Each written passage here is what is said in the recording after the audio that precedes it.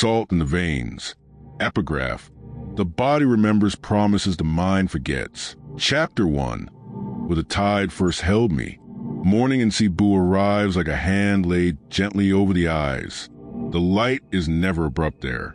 It rises slowly out of the sea, diluted by mist and salt, as if the sun itself must wade to the water before touching the city.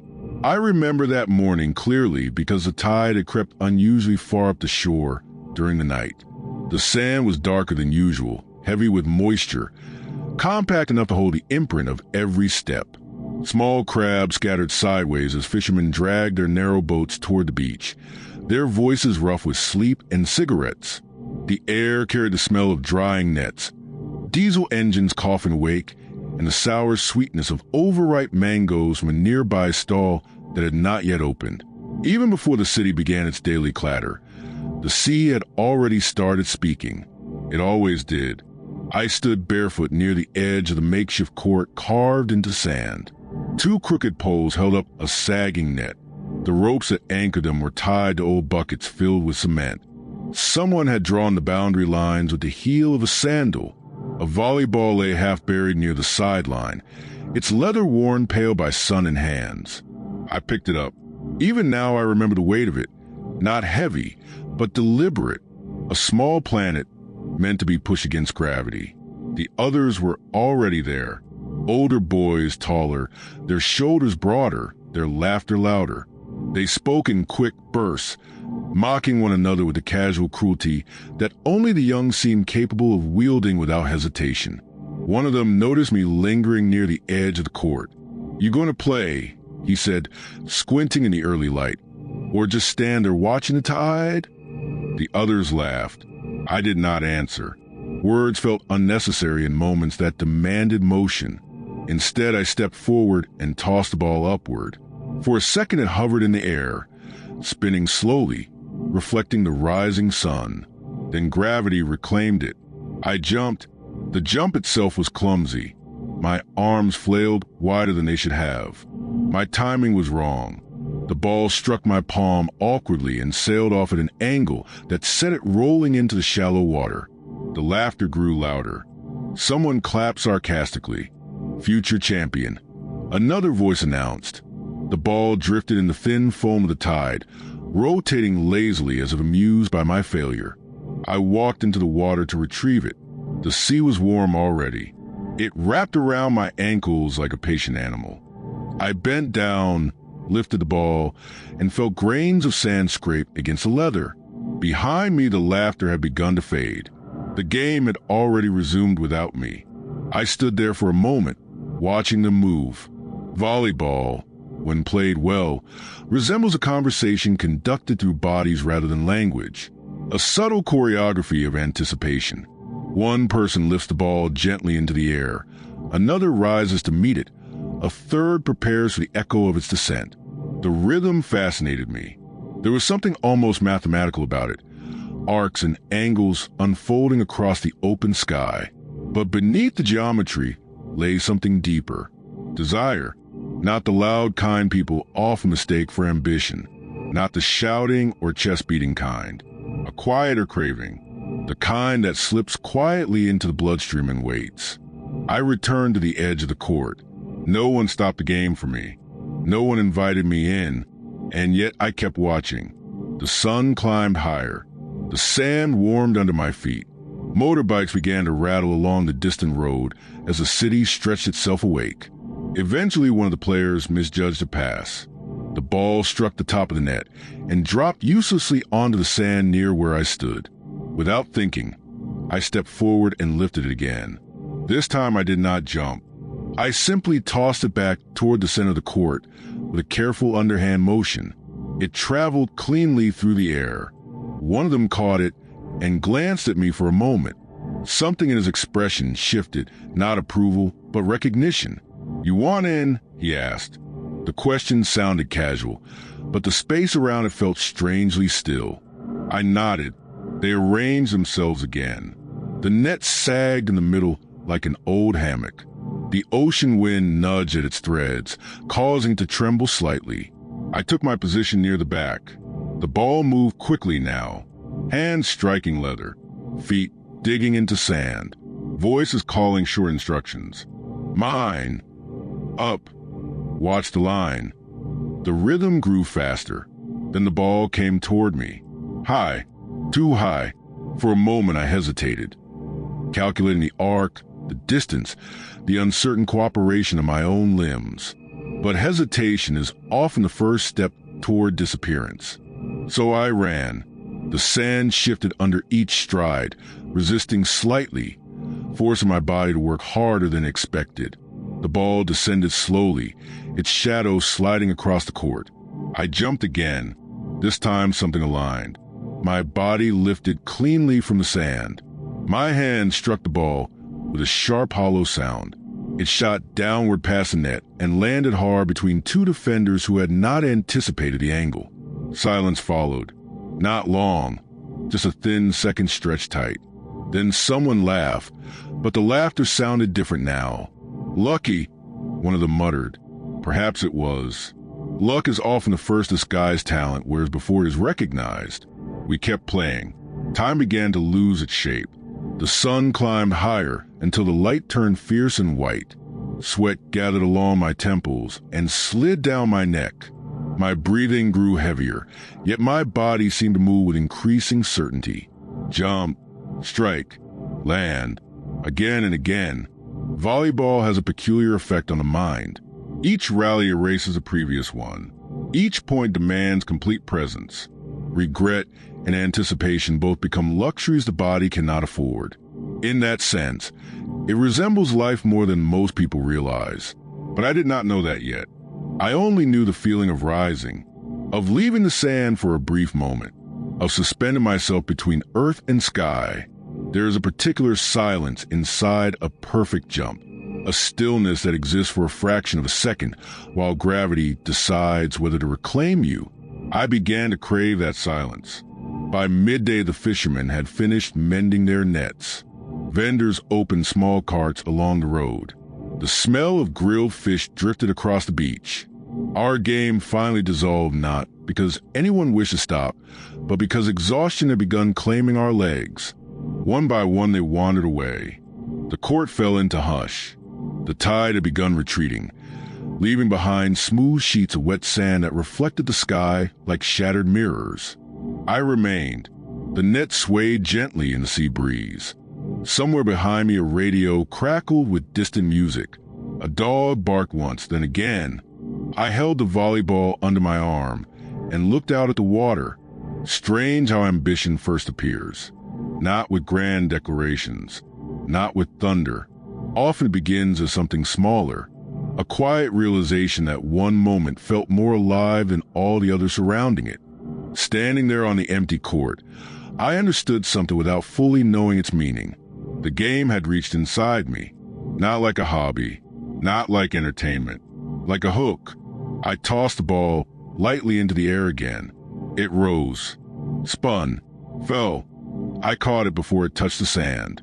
Behind me, the city had begun its full daytime noise. Jeepneys grinding through traffic, vendors shouting prices, distant construction hammering metal into shape. Life was expanding in every direction. And yet at that moment, my entire future felt contained inside the arc of that small spinning sphere. I began walking toward the road. The ball rested comfortably against my hip.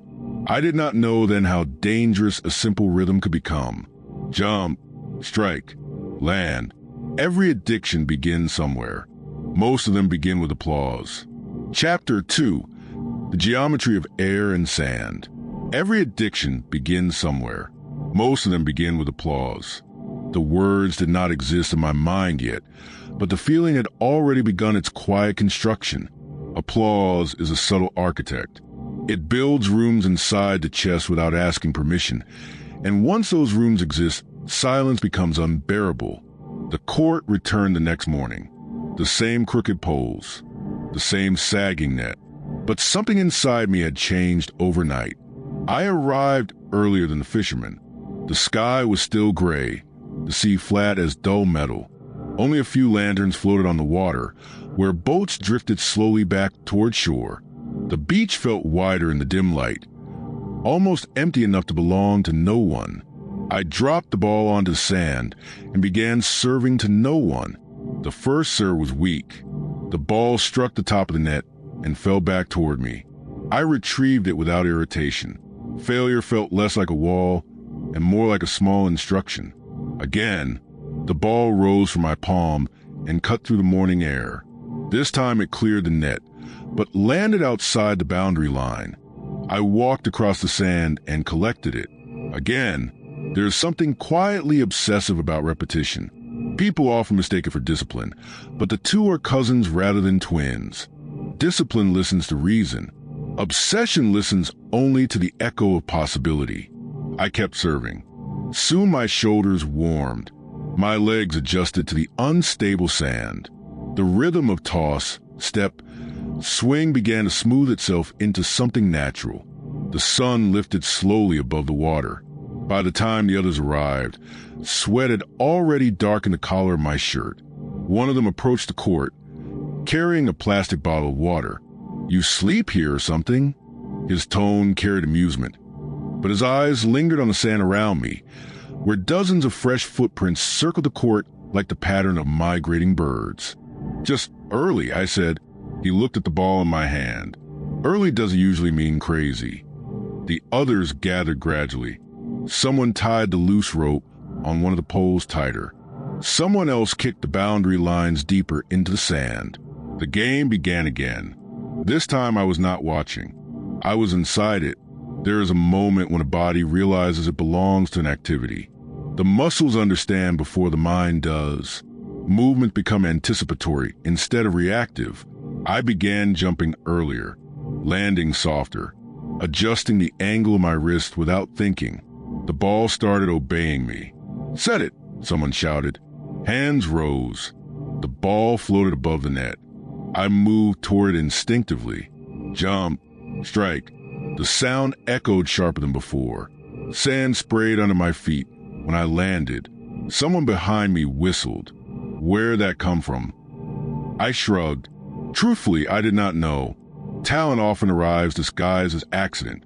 People imagine it as lightning, but in reality it behaves more like groundwater, something ancient rising quietly through unseen cracks. We played for hours. The beach slowly filled with ordinary life. Children chasing each other near the water. Vendors pushing carts with squeaking wheels. Motorbikes coughing along the road beyond the palm trees. Yet the court remained its own small universe. A square of sand where gravity, air, and timing negotiated constantly. One of the older players wiped sweat from his forehead and looked at me carefully. "You play anywhere else?" I shook my head. "School maybe? Sometimes. You should try out for the team." He said it casually, as if mentioning the weather, but the suggestion lingered in the air between us. School teams meant tournaments. Tournaments meant crowds. Crowds meant applause. The thought slipped quietly into my bloodstream. We resumed playing. By afternoon, the heat had thickened. The sun pressed heavily against our backs. Shadows shrank until they clung tightly to our feet. Fatigue crept into everyone's legs. Everyone except mine. Something strange had happened inside me. The more exhausted the others became, the clearer my body felt. Each jump seemed easier than the last. Each strike more precise. At one point the ball sailed high over the net, drifting too far for anyone to reach. I ran. The sand shifted violently under my steps. I launched myself sideways, arm extended. For a moment my body stretched horizontally above the sand, suspended by momentum alone. My hand connected with the ball. It deflected sharply back across the net. The others stared. Then someone shouted, "Point." The game erupted again. Later, when the match finally ended, the sky had begun turning orange. The tide rolled lazily against the shore. The sea breeze cooled the sweat on my skin. We collapsed onto the sand near the court. Someone passed around a bottle of cheap soda. The liquid tasted overly sweet, but thirst made it welcome. One of them nudged my shoulder with his elbow. "You're annoying." I looked at him. "Why? You don't look tired." I am. He shook his head. No, that's different. He pointed toward the court. You look like that thing feeds you. I glanced at the net, swaying gently in the evening wind. Perhaps he was right. There are certain activities that do not drain energy, but reorganize it. They align something deep within the body's machinery. Volleyball had begun doing that to me, not loudly, quietly, dangerously. As the sun dipped lower, the others gradually left. One climbed onto a motorbike and disappeared down the road. Another wandered toward a group of friends near the food stalls. Soon only I remained again. The court looked smaller, without people moving across it. The net sagged slightly in the center. The volleyball rested near my foot. I picked it up and tossed it once more into the air. The ball rose against the burning sky. For a moment it passed directly in front of the sun, becoming a perfect dark circle surrounded by light. It looked almost like an eclipse. I caught it again. Behind me the city had begun preparing for night. Music from karaoke machines leaked out of small houses. Someone argued loudly across the street. The smell of grilled pork drifted through the air, but the court remained quiet. I sat down in the sand. The ball rolled slowly from my hands and stopped near my knee. For a long time, I simply watched the ocean breathe. Ambition rarely introduces itself honestly. It often disguises itself as joy. And in those early days, that was all I believed it to be. Joy. Pure. Harmless. A game played between the sea and the sky. I did not yet understand that the body can learn to crave a feeling so intensely that it will eventually accept any substitute, even the wrong ones, especially the wrong ones. Chapter 3. Crowds that sound like rain, especially the wrong ones. At the time, I did not yet know what those substitutes would look like, but life had already begun widening the stage beneath my feet. The beach courts were no longer the center of my world. They had been an introduction, the first quiet whisper, but whispers rarely remain whispers once people begin listening. The school gym became the next arena. It smelled different from the sea. Salt was replaced by varnish and sweat. The floor shone under fluorescent lights like a frozen lake, and the ball struck it with a hollow clap that echoed through the rafters. Every movement felt louder indoors. Even breathing seemed to bounce off the walls. The first tournament arrived quietly. A banner hung above the entrance, crooked on one side. Plastic chairs lined the walls. Students wandered in slowly, curious rather than invested. Some carried snacks wrapped in paper. Others leaned against the railings, talking among themselves while the teams warmed up. I bounced the ball against the floor. Once, twice. The sound was sharp and clean. Across the net, the opposing players stretched their arms and rolled their shoulders. One of them looked at me for a moment, then nodded politely. Competition often begins with courtesy. It rarely ends that way. The whistle blew. The game began. At first, the gym remained mostly quiet. Shoes squeaked against the floor. The ball snapped through the air. Someone shouted instructions. Left, block, up. The ball sailed toward me. I stepped forward. Jump, strike. The impact echoed through the gymnasium like a small explosion. The ball slammed into the opposite court and bounced away. A few claps followed, scattered, tentative, but applause as a way of multiplying. Another rally began, then another. With each point, the noise grew slightly louder. More students drifted into the gym. Conversations along the walls faded as attention shifted toward the court. Soon the bleachers began filling. Not quickly, but steadily. Crowds grow like rain clouds, slowly at first, then all at once. By the seconds that the air inside the gym felt thicker. Voices rose and collided.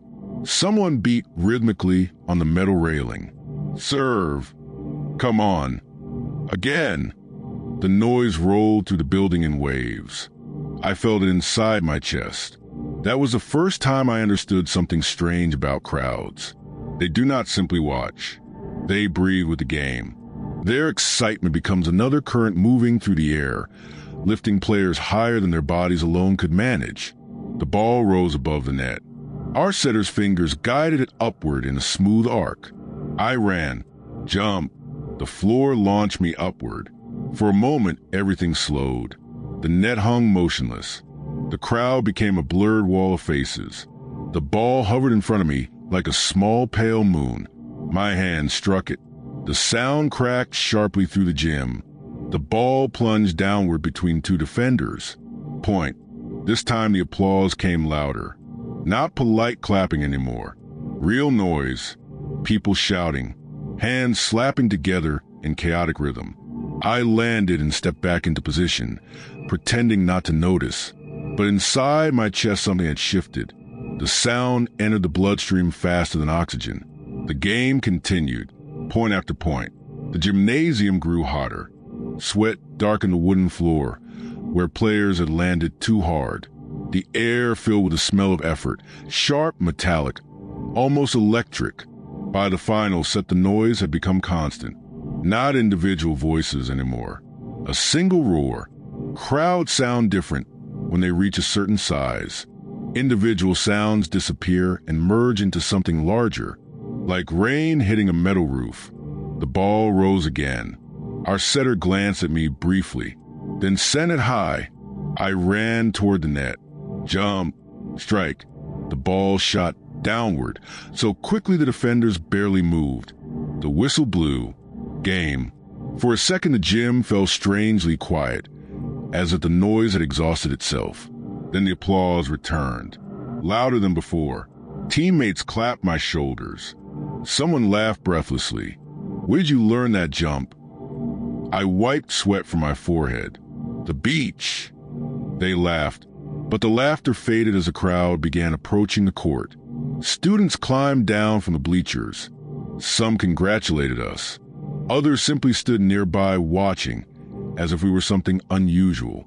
I felt uncomfortable under their attention, and yet, not entirely. There was warmth in it, a strange satisfaction that lingered beneath the surface of my thoughts. Later, outside the gym, evening had already settled across the city. Streetlights flickered to life. Motorbikes buzzed past like restless insects. Food stalls filled the air with the smell of frying garlic and meat. One of my teammates walked beside me. "You hear it?" "Hear what?" "The crowd." I shrugged. They were loud. He smiled slightly. "That noise sticks with you." We walked a few steps in silence. Then he added quietly, "Careful with it." "With what?" He glanced back toward the gym. "That sound." I followed his gaze. The building glowed faintly behind us, its windows spilling yellow light onto the pavement. "Why?" I asked. He kicked a small stone along the sidewalk. "Because some people start playing for the game." The stone skipped once, twice, then stopped, and some start playing for that noise. I did not answer. But later that night, lying awake while the city murmured outside my window, I heard something repeating inside my head. Not words, not thoughts, just a sound, hands clapping together, over and over, like distant rain moving slowly toward shore. Chapter 4, The First Quiet Needle. Like distant rain moving slowly toward shore. The sound stayed with me, not loudly, not in a way that disturbed sleep or demanded attention. It was quieter than that, the way certain melodies linger long after the music stops. A faint rhythm echoing somewhere inside the chest. The tournaments multiplied. At first they were small. School gyms, community courts. Occasionally a slightly larger venue where the lights hung higher and the floors shone brighter under the weight of expectation. The crowd always followed. Not the same people, but the same sound. Hands, voices, the brief storm of applause when the ball struck the floor just right. I began measuring my days around it. Morning practice, classes drifting past like background noise, afternoon matches, evenings replaying certain moments in my mind, a perfect jump, a clean spike, the way the crowd erupted when the ball landed untouched. Success did not arrive like a parade. It crept in gradually. A coach began watching our games more carefully. Someone mentioned my vertical jump to someone else. One day after practice, a man stood near the bleachers holding a clipboard. "You play outside school?" he asked. "Sometimes." He nodded slowly. "You should keep doing that." He wrote something down. Small acknowledgments like that began appearing more often. A word here, a nod there, nothing dramatic, but the body notices these things. Human beings pretend ambition is about trophies or recognition, but the truth is far simpler. We chase the feeling of becoming visible. Weeks passed, then months. My body grew stronger, the jumps higher, the strikes sharper. At some point, the beach courts where everything had started began feeling smaller, like childhood rooms revisited years later. The net seemed lower, the distance shorter, but I still returned sometimes, mostly at dusk. The sea remained patient with my absence.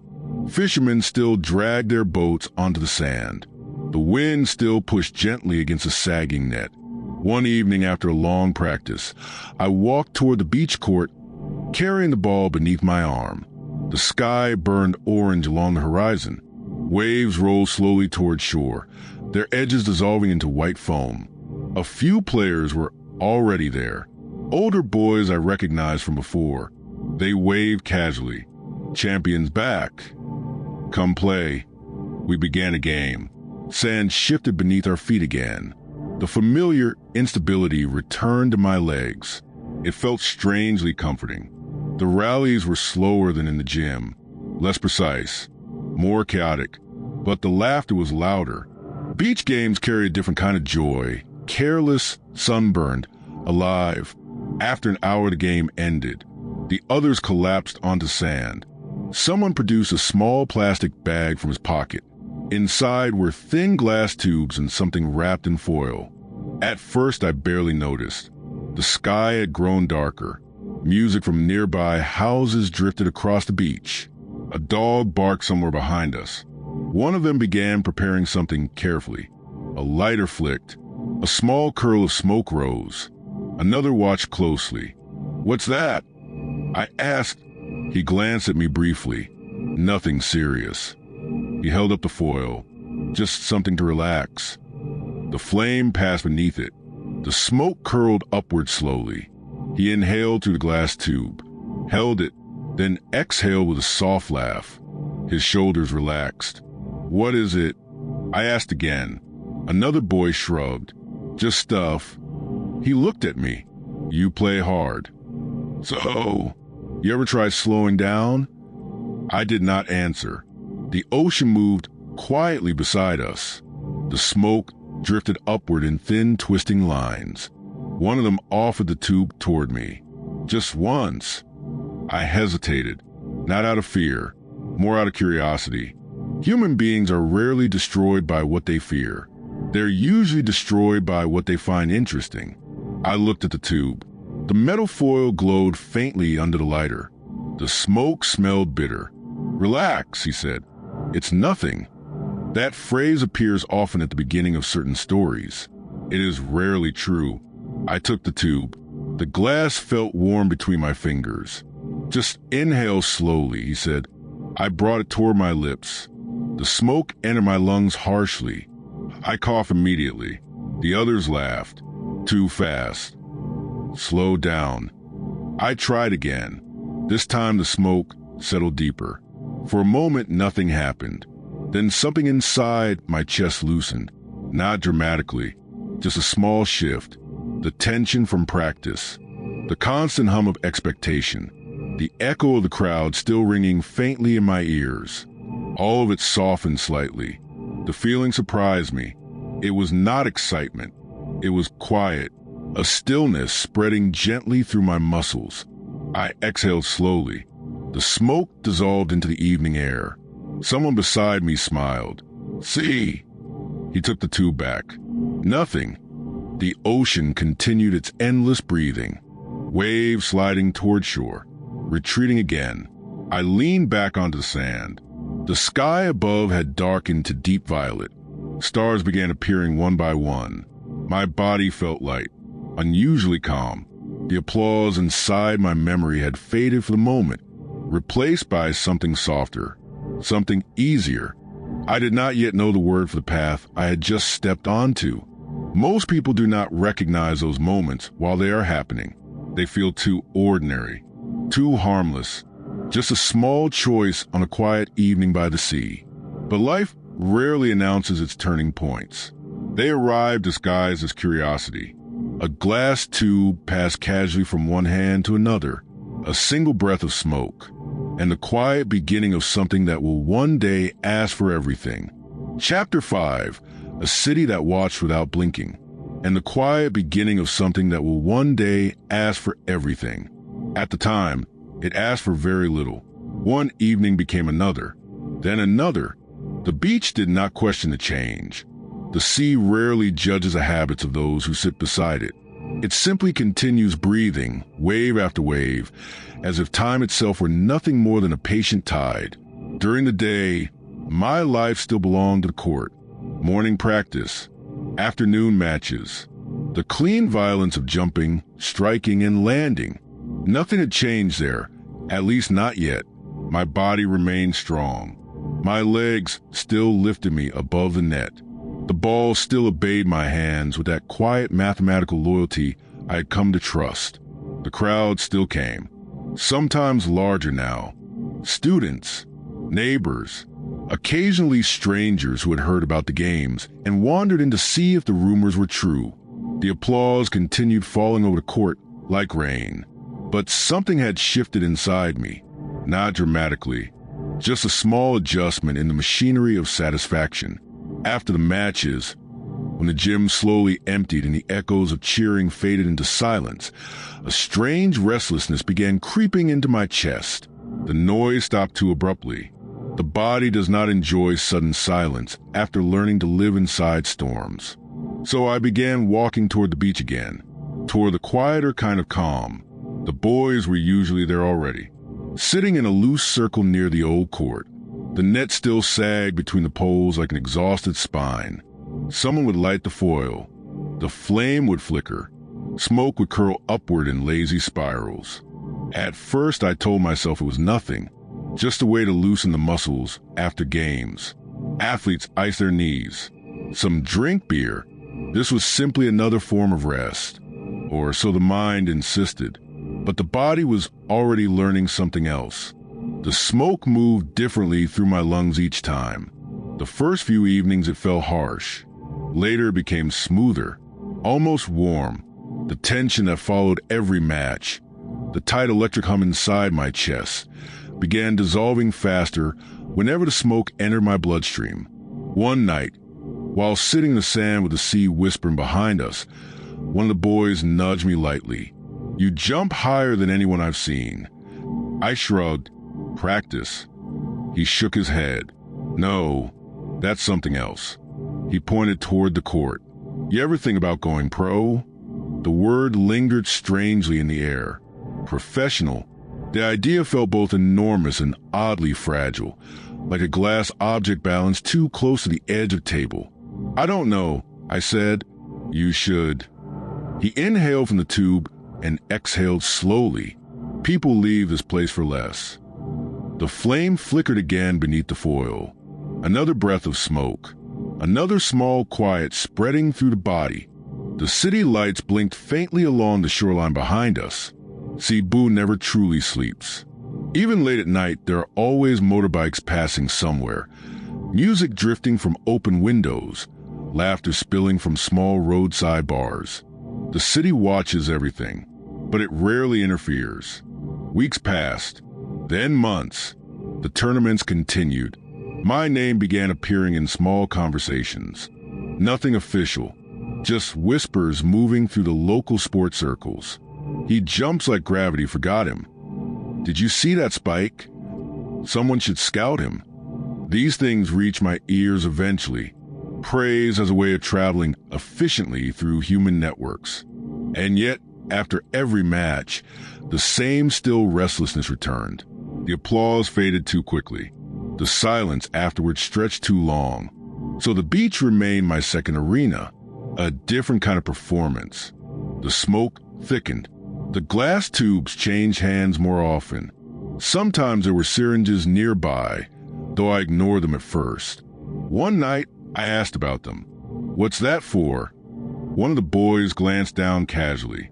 "Stronger stuff." He tapped the syringe lightly against his palm. "Not for beginners." Another laughed. "You don't need that." He gestured toward me. "You got your own high." I smiled faintly, but the phrase lingered. Your own high. Perhaps that had been true once. Jump, strike, land, the body flying above the net, the crowd erupting. But even those moments were beginning to change. Not worse, just different. Slightly less bright, slightly less complete. The body, once introduced to new kinds of hush, begins adjusting its expectations. The smoke helped smooth the edges. It filled the silence after the crowd left. It softened the restless feeling that crept into my chest late at night. One evening after a long tournament, I arrived at the beach later than usual. The tide was high. Waves rolled closer to the court than before. The others were already gathered. But this time the circle looked different. Quieter, more deliberate. The foil lay untouched. Instead, one of them held the syringe. He turned it slowly between his fingers while the lighter illuminated the thin glass. "You ever try this?" I shook my head. He smiled. "Different world." Another voice spoke from the darkness. "Leave him alone. He doesn't need that."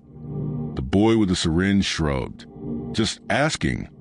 He held up again briefly. The needle caught the light for a moment before disappearing back into shadow. I looked away toward the ocean. The waves continued their endless rhythm. Forward, back, forward, back. The same rhythm I had once followed on the court. Jump, strike, land. Everything in life seems to move in patterns. Some patterns lift us. Others silently tighten around the bones. I did not take the syringe that night, but I did not leave either. I remained sitting there while the tide slowly crept closer to the sand court, where everything had begun, and somewhere deep inside my body, a new kind of curiosity was beginning to grow, the kind that waits patiently, the kind that already knows the answer before the question is asked. Chapter 6, Rooms with Soft Walls and Hard Truths. The kind that already knows the answer before the question is asked. Curiosity rarely feels dangerous when it first arrives. It feels thoughtful, patient, reasonable. That is how the mind explains it. The body, however, recognizes something else. It recognizes the hush pull, the gravity of new sensations waiting just beyond the familiar edge. The syringe appeared again a week later, this time not on the beach. The beach had begun to feel too open for certain kinds of experimentation, too exposed to the wandering eyes of fishermen and late-night couples walking along the shore. Instead, the boys gathered in a small apartment above a repair shop near the harbor. The building smelled of rust and oil. Motorbikes lined the street below like resting insects, their engines ticking softly as they cooled from the day's heat. A narrow staircase led upward, its metal railing sticky with humidity. Inside, the room was dim. A single fan rotated slowly on the ceiling, pushing warm air in tired circles. The windows were open, but the night carried little breeze. Someone had dragged an old couch against the wall. Another sat cross-legged on the floor, beside a small table cluttered with lighters, foil, and a few glass syringes resting neatly in a row. Their careful arrangement made the moment feel ceremonial. I stood near the doorway. "You coming in or not?" one of them asked. I stepped inside. The door closed behind me. The fan continued its slow rotation.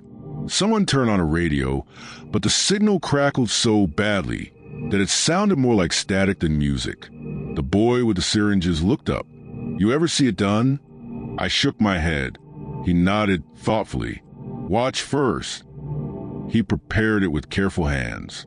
There was no rush in his movements, no nervousness, just still familiarity, as if he were assembling a tool he had used many times before. The lighter flickered. The liquid warmed slightly. He tapped the syringe gently, removing a small bubble of air. Then he rolled up the sleeve of his shirt. The others watched casually. One leaned back against the wall. Another stared at the ceiling fan. I watched the needle touch his arm. It slipped beneath the skin with almost no resistance. He exhaled slowly as the plunger moved downward. For a moment, nothing happened. Then his shoulders relaxed. His head tilted slightly backward. A small smile appeared on his face. Ah! The sound was barely louder than breathing. Someone chuckled softly. See! The syringe was set carefully on the table. The room fell quiet again. I felt something strange in my chest. Not fear, not excitement. Something closer to fascination. Your turn, he said after a moment. I shook my head. Just watch tonight. He shrugged. Suit yourself. Another boy reached for the syringe. The ritual repeated. Tap, slide, exhale. Each time the same quiet transformation occurred. The room grew calmer, slower. Conversations became softer. The air thickened with a strange kind of peace. The fan continued turning above us. I sat on the couch. The noise of the city drifted faintly through the open windows. Distant laughter, a motorbike accelerating somewhere down the street, the dull thud of music leaking from a nearby bar. Life continued normally outside that room. Inside, time seemed to loosen its grip. One of them leaned back beside me. You play tomorrow? Yeah. He nodded. You'll kill them? Maybe. He glanced at the table where the syringe rested. You want to try it once? It was not phrased like a question, more like a suggestion already half accepted. I looked at the needle. The glass reflected the weak light of the room. My mind searched for objections. Athletes need control. The body needs discipline. You have tournaments coming. All of these thoughts appeared, and yet none of them felt urgent. The hush in the room was persuasive. So quiet, so effortless. Eventually I stood and walked toward the table. Just once, I said. The boy smiled. That's what everyone says. He prepared the syringe again. The liquid inside looked almost innocent. Clear, colorless. He handed it to me. Relax your arm. I rolled up my sleeve. The skin along my forearm looked ordinary under the dim light. Just skin. Nothing more. Here, he said softly, guiding my hand. Right there.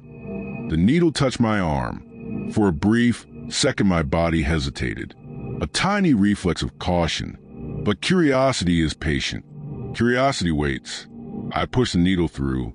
It slid beneath the skin with surprising ease. Slow, he said. I pressed the plunger. The liquid entered my bloodstream. At first there was nothing. Then, warmth. Not sudden, not explosive.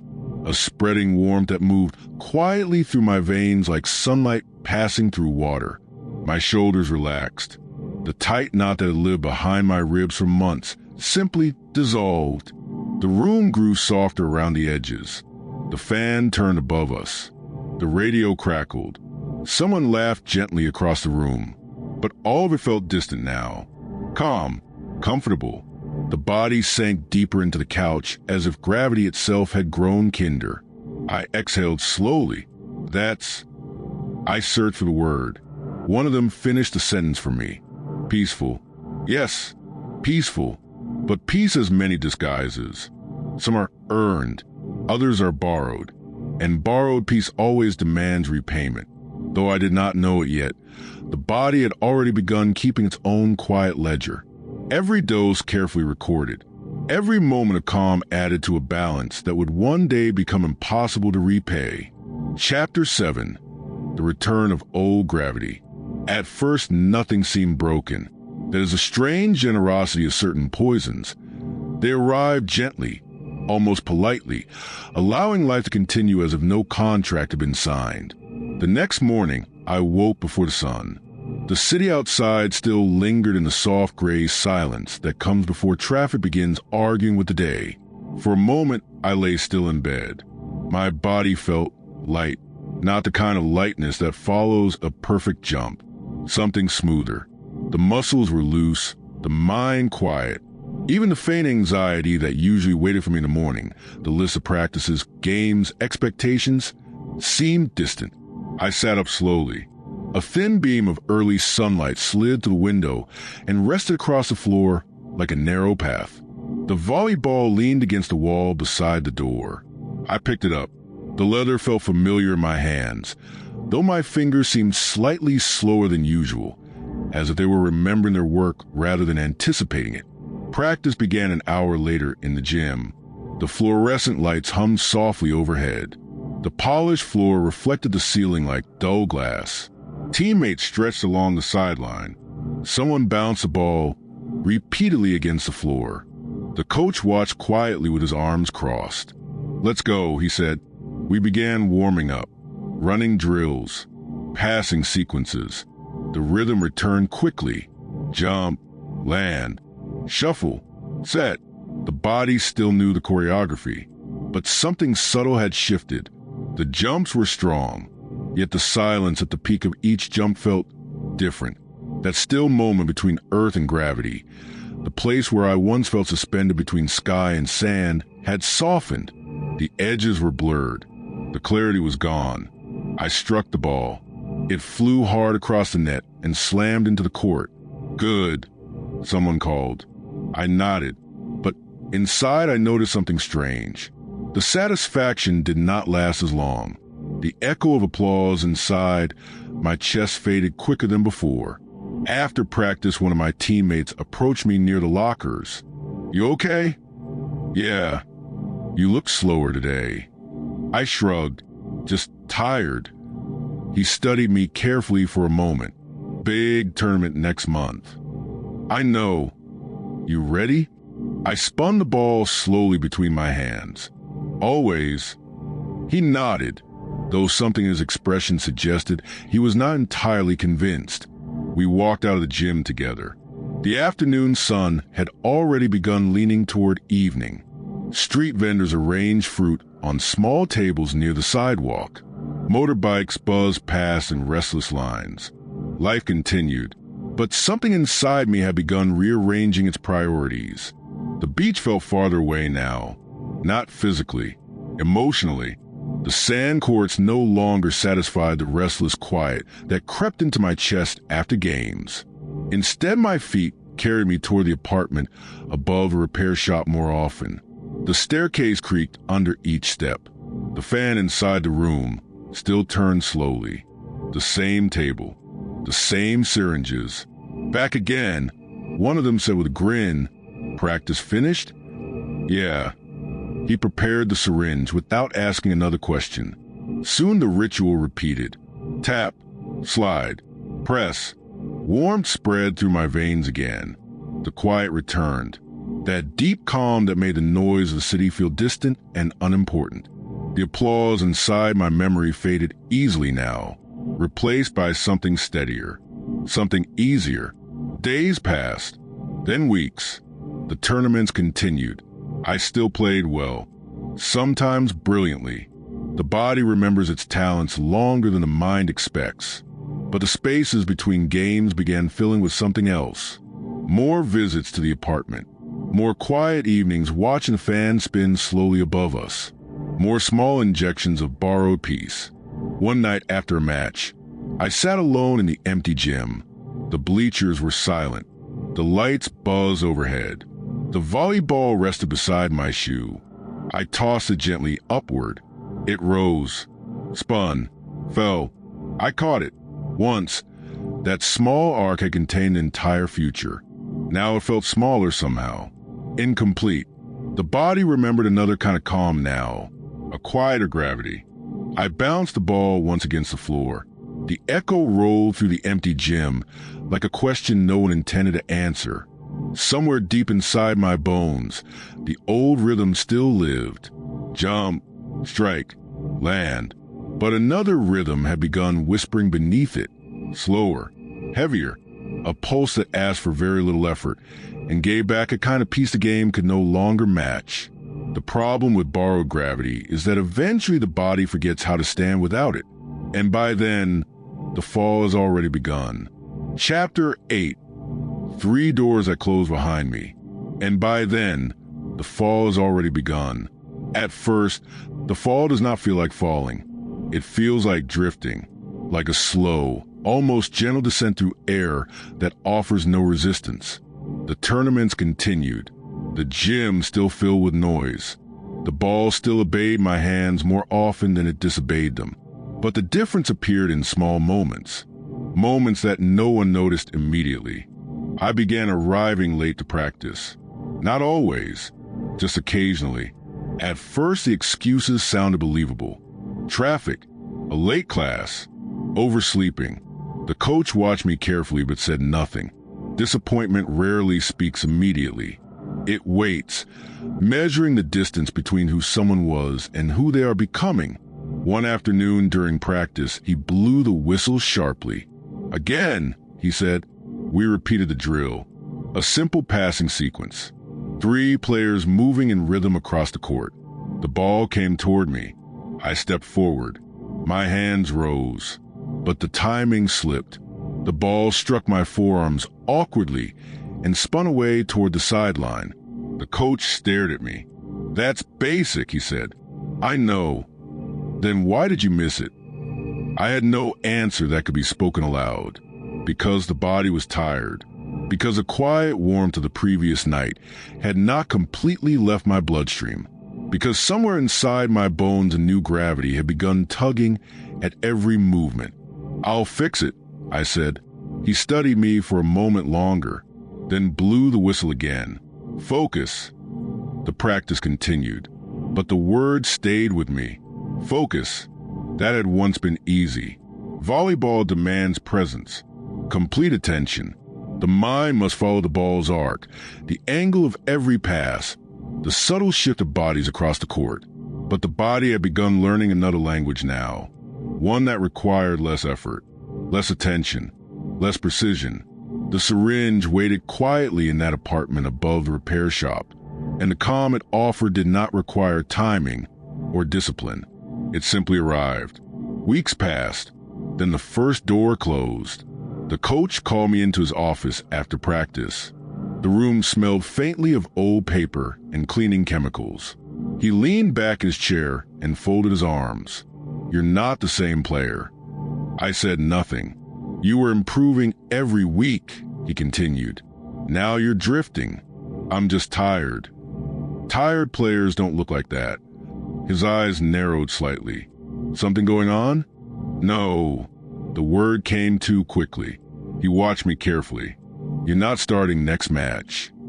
The sentence landed heavier than expected. "Just for one game," he added. "Clear your head." I nodded, but something in my chest tightened. The first door.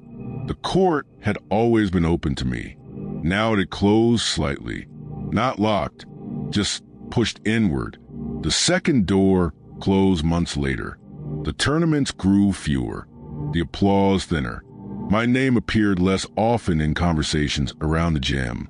Talent fades quietly when it is neglected, like a blade left too long in damp air. One afternoon, I walked into the gym and found another player warming up in my old position. He jumped, struck the ball. The sound echoed through the building exactly the way mine once had. The coach glanced at me briefly. "You're on the bench today." I sat in the bleachers. The crowd cheered for someone else. The rhythm continued without me. Jump, strike, land. The game had not needed my permission to move forward. And then the third door closed. But this one was not inside a gym. It was inside my own body. The apartment visits had grown more frequent. The doses slightly larger. The calm shorter each time. One evening, the boy who usually prepared the syringes looked at me carefully. "You're using more now. So, you'll burn through it." "I'll get more." He shook his head slowly. "That's how it starts." How it starts. He didn't answer immediately. Instead, he handed me the syringe. "Just be careful." I pressed the needle into my arm. The warmth arrived again, but weaker now, less complete, like a song played through damaged speakers.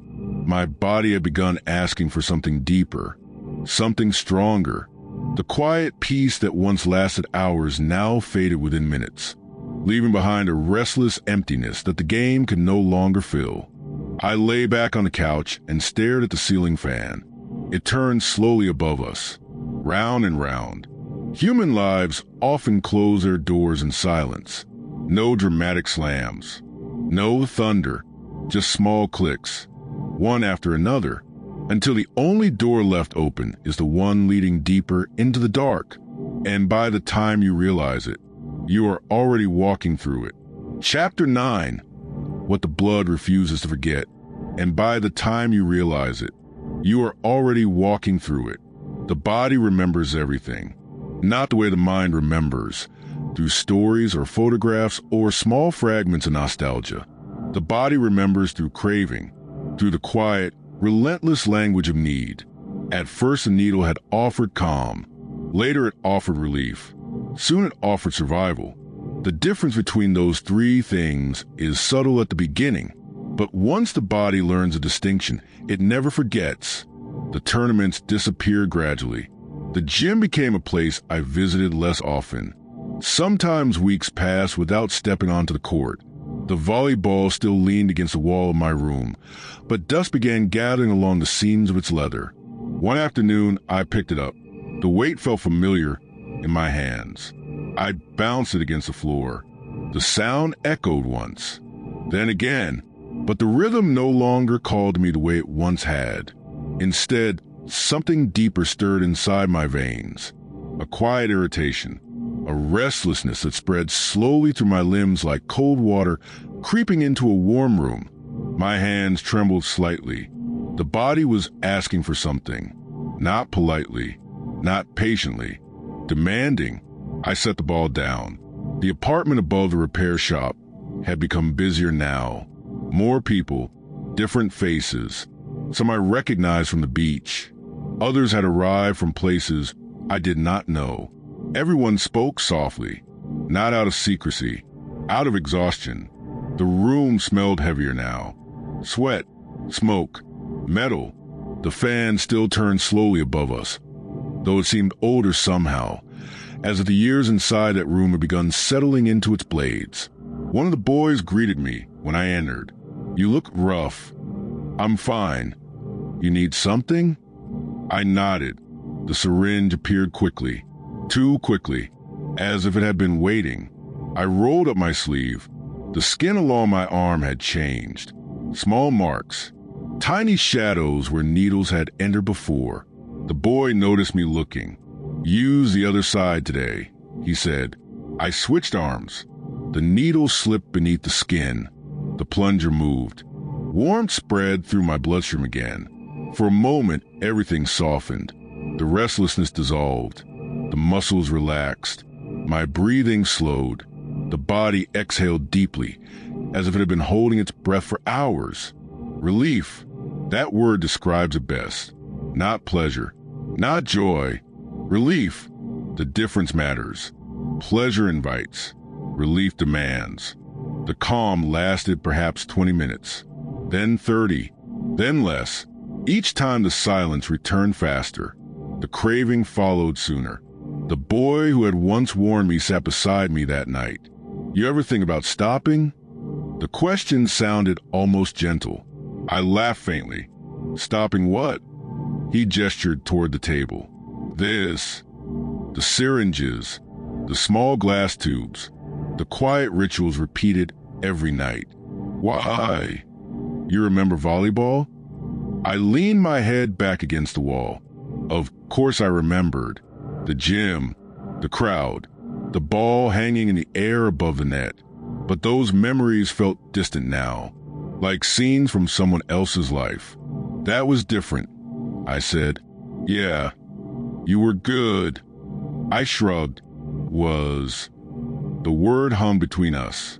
He studied my arms carefully. "You'll burn out." "Maybe."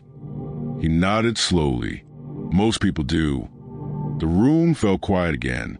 Across the table, someone prepared another syringe. The lighter flickered. The liquid warmed. The ritual continued. I watched the needle enter another arm, another exhale, another moment of borrowed peace. Human beings like to believe they can forget certain things, but the body keeps its own memory. It remembers the first time relief arrived. It remembers the exact warmth that spread through its veins. It remembers how silence replaced chaos inside the chest. And once the blood learns that language, it refuses to forget it, no matter what it costs, no matter how many doors must close, no matter how far the fall continues. Because the body does not care about tomorrow, it cares about the next breath, and whether relief will arrive before the craving does. Chapter 10, The Last Small Courage, and whether relief will arrive before the craving does. For a long time, it did. That is how the body traps itself. The needle would arrive just before the craving became unbearable. The warmth would spread just before the shaking turned violent. The quiet would return just before the mind began whispering desperate negotiations. Tomorrow I'll stop. After this one. Just one more calm night. Human beings construct entire philosophies out of postponement. Days blurred.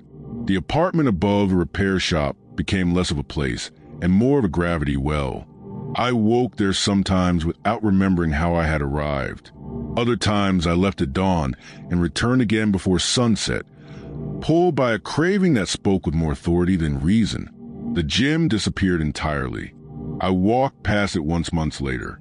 The doors were open. The bright floor gleamed under the lights. Inside, a match was happening. The crowd roared when someone struck the ball cleanly across the net. I stood outside for a moment. Through the doorway, I saw a player rise into the air. Jump, strike, land, the old rhythm. For a second, my body remembered exactly how it felt. The silence at the peak of the jump, the clean shock of the ball against the palm. Then the moment passed. My hands trembled slightly. The body had already chosen a different gravity. I walked away. The first rehab came after the hospital. I woke on a narrow bed with bright, white lights pressing against my eyes. A machine beside me beeped softly. My throat felt dry enough to crack.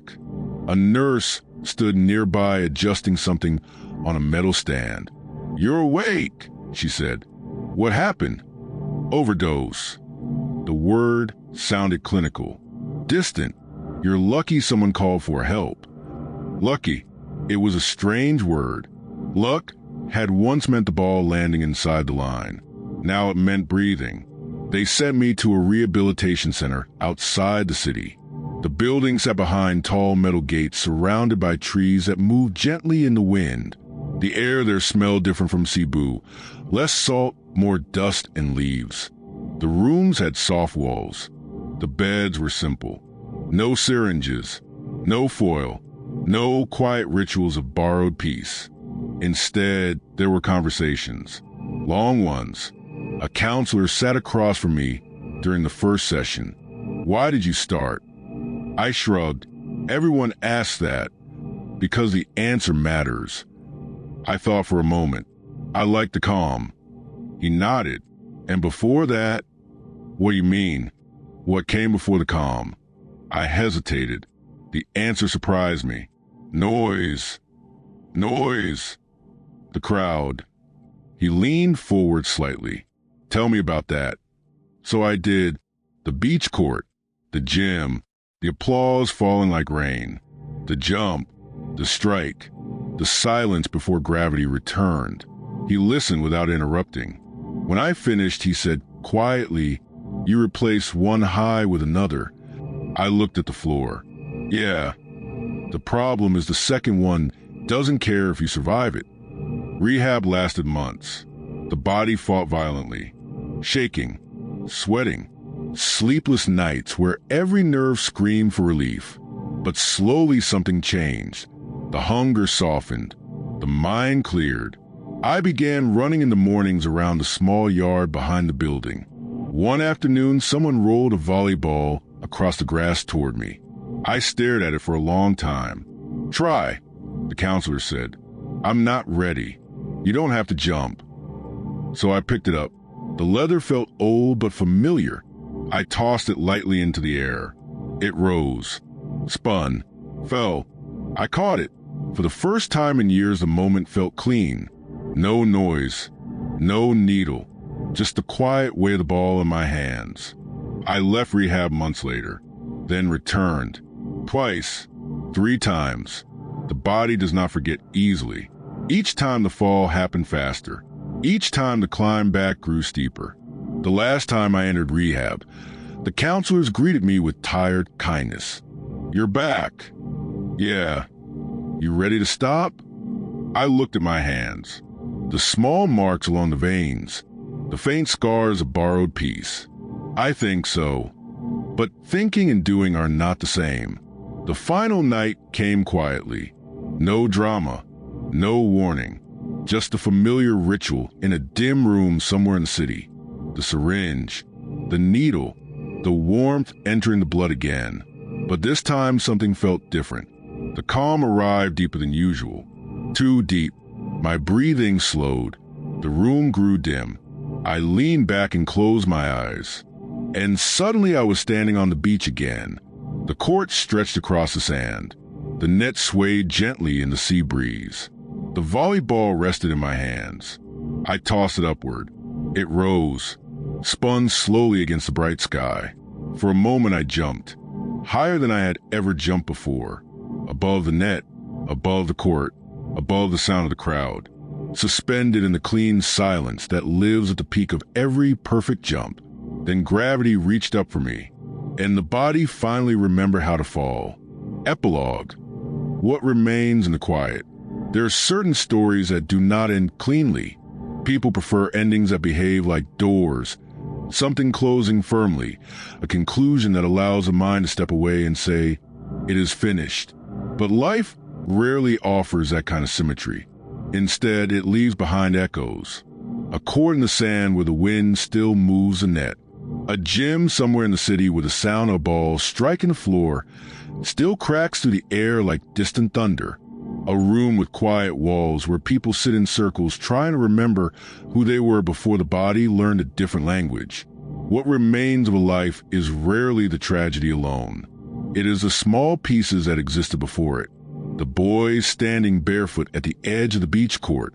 The first clumsy jump.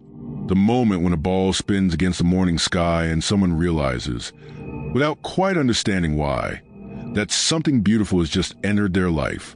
Those moments do not disappear. They survive in strange ways. In memory, in the stories people tell later, in the quiet lessons that settle inside the hearts of those who hear them. Addiction is often described as weakness, but that word misunderstands the problem. Weakness suggests a lack of strength. Addiction, in truth, begins with the opposite.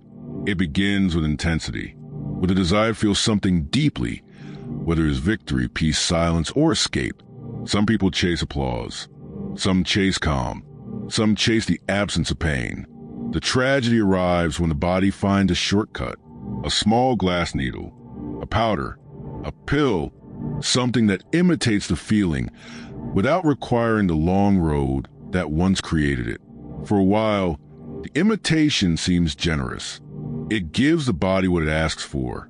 But imitations are expensive things. They demand repayment in ways the borrower rarely notices until the debt has grown enormous. It remembers the exact warmth that spread through its veins. It remembers how silence replaced chaos inside the chest. And once the blood learns that language, it refuses to forget it, no matter what it costs. No matter how many doors must close, no matter how far the fall continues, because the body does not care about tomorrow, it cares about the next breath, and whether relief will arrive before the craving does. Chapter 10, The Last Small Courage, and whether relief will arrive before the craving does. For a long time, it did. That is how the body traps itself. The needle would arrive just before the craving became unbearable. The warmth would spread just before the shaking turned violent. The quiet would return just before the mind began whispering desperate negotiations. Tomorrow I'll stop. After this one. Just one more calm night. Human beings construct entire philosophies out of postponement. Days blurred. The apartment above the repair shop became less of a place and more of a gravity well. I woke there sometimes without remembering how I had arrived. Other times I left at dawn and returned again before sunset, pulled by a craving that spoke with more authority than reason. The gym disappeared entirely. I walked past it once months later. The doors were open. The bright floor gleamed under the lights. Inside, a match was happening. The crowd roared when someone struck the ball cleanly across the net. I stood outside for a moment. Through the doorway, I saw a player rise into the air. Jump, strike, land. The old rhythm. For a second, my body remembered exactly how it felt. The silence at the peak of the jump, the clean shock of the ball against the palm. Then the moment passed. My hands trembled slightly. The body had already chosen a different gravity. I walked away. The first rehab came after the hospital. I woke on a narrow bed with bright, white lights pressing against my eyes. A machine beside me beeped softly. My throat felt dry enough to crack. A nurse stood nearby adjusting something on a metal stand. "You're awake," she said. "What happened?" "Overdose." The words sounded clinical, distant. "You're lucky someone called for help." Lucky. It was a strange word. Luck had once meant the ball landing inside the line. Now it meant breathing. They sent me to a rehabilitation center outside the city. The building sat behind tall metal gates surrounded by trees that moved gently in the wind. The air there smelled different from Cebu, less salt, more dust and leaves. The rooms had soft walls. The beds were simple. No syringes, no foil, no quiet rituals of borrowed peace. Instead, there were conversations, long ones. A counselor sat across from me during the first session. "Why did you start?" I shrugged. Everyone asks that, because the answer matters. I thought for a moment. I liked the calm. He nodded. "And before that?" "What do you mean?" "What came before the calm?" I hesitated. The answer surprised me. "Noise. Noise." The crowd. He leaned forward slightly. "Tell me about that." So I did. The beach court, the gym, the applause falling like rain, the jump, the strike, the silence before gravity returned. He listened without interrupting. When I finished, he said quietly, "You replace one high with another." I looked at the floor. "Yeah. The problem is the second one doesn't care if you survive it." Rehab lasted months. The body fought violently, shaking, sweating, sleepless nights where every nerve screamed for relief. But slowly something changed. The hunger softened. The mind cleared. I began running in the mornings around the small yard behind the building. One afternoon, someone rolled a volleyball across the grass toward me.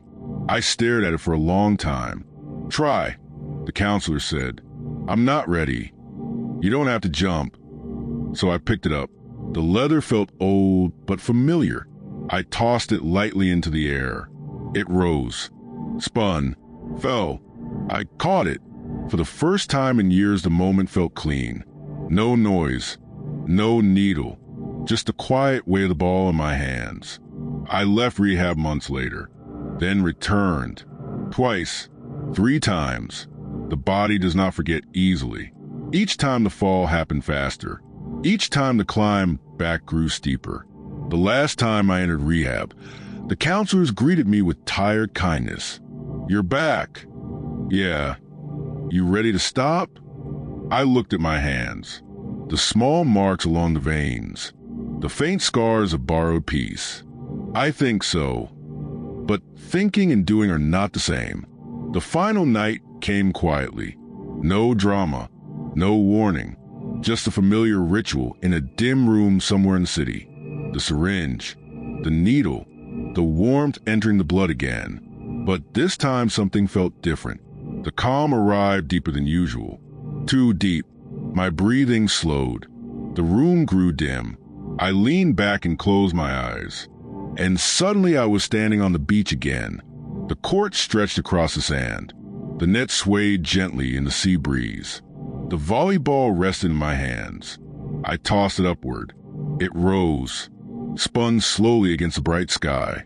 For a moment I jumped, higher than I had ever jumped before, above the net, above the court, above the sound of the crowd, suspended in the clean silence that lives at the peak of every perfect jump.